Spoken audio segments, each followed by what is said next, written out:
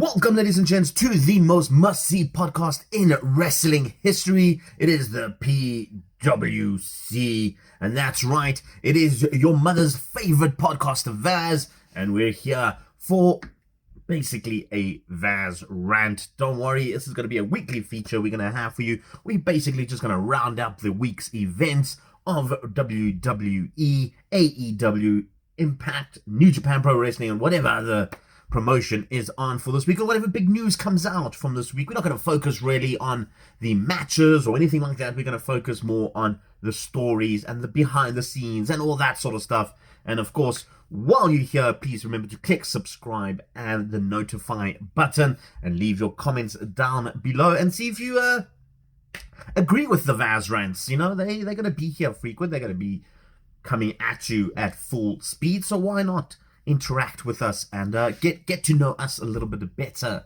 as well. But let's not delay. Let's go straight into it. And we've got to talk about the elephant in the room. We've got to talk about AEW's elephant in the room, so to speak. And that is Mr. Tony Khan. Now, Tony Khan is spearheading probably one of the most exciting wrestling promotions on the planet. And I'm using the word wrestling because they don't identify as sports entertainment, and it's quite evident in the way they're perceiving the product. I mean, yes, they started off quite well with their builds up in stories, and they had quite a lot of, good momentum in the sports entertainment side, but it seems to have switched gears a little bit and just having these amazing matches nowadays with very to no storyline whatsoever. And that's not a bad thing, but it's also not a good thing, right? So Tony Khan coming out and just basically lambasting WWE at every opportunity, saying that they're all about the wrestling and not about the drama. You can't have that in professional wrestling, unfortunately. You need to have some sort of drama element to make it worthwhile. I mean, Impact has been doing it for years. MLW is now who got a new TV deal. They're doing it. Ring of Honor, WWE, it's how you perceive wrestling. I mean, you got to look at New Japan Pro Wrestling, and their storylines are so convoluted, so confusing, so soap-esque, soapy-esque, that you have to have some sort of element in it. And at the moment, the only real solid foundation when it comes to storytelling in AEW is that of Hangman Page and Kenny Omega. We're finally going to get the retribution, hopefully, at Full Gear. Whether it happens or not is a different story. If they're going to pull the trigger and get, the cowboy up onto the mantle, which by all means, Hangman Page should have been AEW champion by now. I'm very livid about that one, but it's fine. It's fine. I get the storytelling. I get that it's built up nicely. But yeah, other than that, you go look at the rest of the card. There isn't really much. I suppose the Inner Circle and, the MMA guys, I feel like maybe they have some sort of storyline, but it feels like it's basically becoming another Inner Circle, Pinnacle type of situation where that storyline just ran on for way too long and they haven't got this balance right. I think that is the key for AEW when it comes to their storytelling. And then we just get random matches every now and then thrown together. Bryan Danielson and Bobby Fish thrown together. Bryan Danielson and Suzuki thrown together when he was supposed to have like a whole thing with the Elite and just brush that aside. Adam Cole coming back, trying to help elevate the Elite and potentially bring in the Trios titles, what we're all waiting for with him and the Young Bucks. And instead we get him in random matches. CM Punk, the same concept. He was supposed to elevate these young guys, and he did exactly what Darby Allin. Fantastic build, fantastic storyline.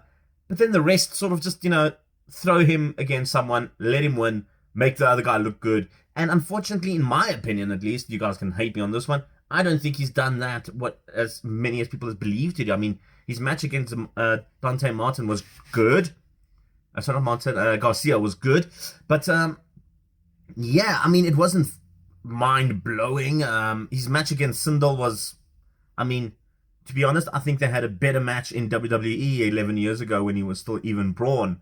But yeah, not even Braun, sorry, even Born. Yeah. I feel like they're just focusing too much on dream matches and things like that. And there's only so far that these dream matches can take you. I mean, people are pegging for Bryan Danielson versus CM Punk, and I just don't see it happening. You know what? Get CM Punk in a proper storyline. Have him actually feud with someone, not just have random matches. That will help elevate the younger crop. You know, you have these so-called pillars of AEW, the pillars of wrestling, as he puts them in. Like one of them, MJF, has had 4 matches this year. Can you really call someone a pillar of wrestling and only have 4 matches where 3 out of the 4 were against Chris Jericho? I'm just saying, that's, you know, you got to think of this as a bigger picture, Khan. And yeah, man still continues to run his mouth. And the other thing that really annoys me about Tony Khan is his constant shots at other promotions. And when I say other promotions, I mean WWE. That's not, you know, paint around the bush. He is literally attacking them at every opportunity that he can get on the interview. Most recently, coming out for Roman Reigns, after Roman Reigns said a bit of stuff about MMA fighters, and Junior Dos Santos getting involved as well with that. You know, let him be, man. The guy wasn't attacking AEW at any point. He just said that he could take on anyone, really. He was just filling in that persona of being the tribal chief, of being the anointed one, of being the only one who can be undefeated, and there is no one. I mean, he wasn't attacking anybody, and then all of a sudden, AEW jumped on the bandwagon, and Tony Khan did the same with the ratings when SmackDown was having a supersize show and went an hour extra into... half an hour extra rather into AEW's time, and all of a sudden Tony Khan was like, we're going to destroy them, we're going to beat them, WWE managed to get 796,000 ratings, which is the highest ever on FS1, which is fantastic for them. AEW got 500 odd. I mean, it's he needs to stop focusing on WWE and focus on his own company. We're going to move on, though. And we're going to move on to WWE. And we're going to talk a little bit about Crown Jewel. Our prediction video is coming up. It's not going to be normally like we do it. There's going to be some twist because, of course, everybody's got a busy schedule at the moment. But we are going to bring you the prediction video shortly. But with talking about Crown Jewel, and this might be the most anticipated Crown Jewel pay-per-view in ever, really. Like, Saudi Arabia events have never really gone well for WWE in the past. Money-wise, fantastic. They're coining it big time. Quality of matches, it's a bit down. And, I mean, when you think of it, you immediately think of that casket match with Undertaker and Rusev. You think of the Goldberg fiasco of Undertaker. You think of Goldberg, Dolph Ziggler. You think of Ricochet being destroyed by Brock Lesnar, and you don't have really good fond memories of Crown Jewel. But I feel this Crown Jewel coming up on Thursday might just be one of the best that we're going to get. Now, obviously, this is an early prediction, and I can't tell you what the quality of the matches. Maybe the wrestlers don't want to put in the matches, but there's so much hype. They're actually building it as a proper pay-per-view, and not really as a, you know, tour of a different country or something like that. They're actually promoting it as a pay-per-view, which is what they needed to do. I think the previous ones, they fell in like a week before a pay-per-view or a week after the pay-per-views, and it always just sort of like confused the situation of which one should we be promoting. Whereas this one, it's in October, and it's its own pay-per-view. The next pay-per-view is only in November. It's Survivor Series. It's a long way away. It's 5 weeks away, according to their schedule. So there's enough time to build up for that, and there's enough time to build up for Crown Jewel. I think it's actually 4 weeks away, but anyway.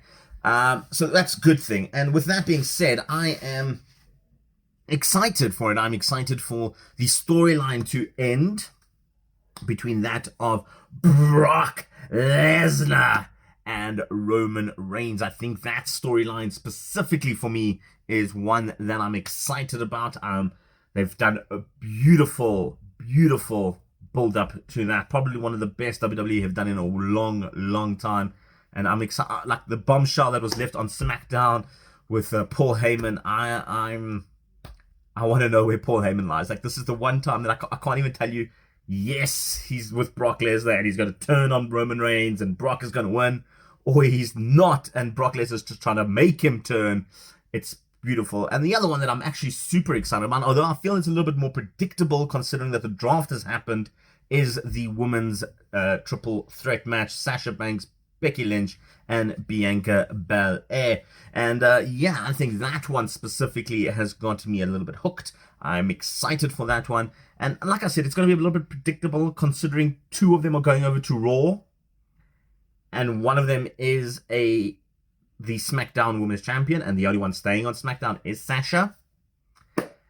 Chances are it's going to probably stay with Sasha, or alternatively, like the rumors are suggesting, it's going to stay with either Becky and Bianca. They're going to go over to Raw. Possibly Bianca's going to win on Monday against Charlotte Flair and become Bianca 2 belts, and then just unify them and have one women's division across both brands, as the rumors suggest. There's also talks that they're going to defunk the tag team division in the women's industry, which I understand the tag team one. Keep the women separate, though. Let them all have singles competitors. There's not enough female talent in WWE main roster at the moment, and not even in the NXT roster at the moment, to pursue tag team titles. That's just my opinion. And then another one, which obviously I think all of us are excited. It is the third and final installment in Seth Rollins versus Edge, and of course takes place in Hell in a Cell. And of course we'll get more into this with the prediction video that we've got coming up for Crown Jewel, but I'm excited for this, and this is why it might be one of the best ones coming into WWE. And I think it's actually a perfect timing for them, especially with all the releases and all the, you know, former guys going to AEW, etc., etc. I think it might play well for WWE. And then just lastly, we've got some interesting news regarding Mr. Bray Wyatt. A little bit of information. According to WWE, the budget cuts is the initial statement of why he was released, but a few other sources have now come around that Bray Wyatt was actually extremely difficult to work with backstage. According to his character, his contract, he had a clause in his contract that he says he can take the direction of the Fiend in any way he wants. Apparently there were some clashes with creative staff, and that's one of the reasons why he was let go, although they're still sticking to the budget cuts. But with that, that's quite interesting to think, because if you go to Impact, where he's assumed destined to go, or AEW, they don't have as strict creative clauses as WWE. We know AEW has recently installed a bit of creative control for Tony Khan only, and taken away all the EVP's creative control, so he can now take storylines, etc., which is maybe why we're not getting a lot of stories more than just wrestling, as he's not really involved in the professional wrestling. And of course, Impact, their main roster, as they put it, their upper class roster, have full creative control, and they can decide storylines as they please. And I'm assuming Bray Wyatt will fall into that bracket, or sorry, Mike Rotunda will fall into that bracket, or whatever by name he goes in. And it's just an interesting one to see. If he was difficult to work with WWE, can you imagine how difficult he will be in a smaller company like Impact or AEW or, you know, MLW or whatever it is? He will be literally known as the prima donna of wrestling, and it could be a bad thing. We don't know. That's all we have for you here on the Vas Rant. I hope you guys enjoyed it. If you have and you haven't done so already, please click subscribe and get yourself notified of all our latest videos. Don't forget to check out our other stuff, all on the content. We're going to keep bringing you this stuff. We have had a little bit of a stall. You know, we've been busy with our lives, etc. You know, getting back into the motion. Here in South Africa, we're getting out of the lockdown situation with COVID-19, so we are going back to our normal lives. So bringing these videos are getting a little bit challenging, but we will bring you all the top quality content that you love. Please go check out all our lovely stuff there and go chat to us, you know. Send us a message or two in the comments if you disagree or agree with my comments. We'd love to hear from you. But from me, your mother's favorite podcaster, Vaz, peace and chicken grease.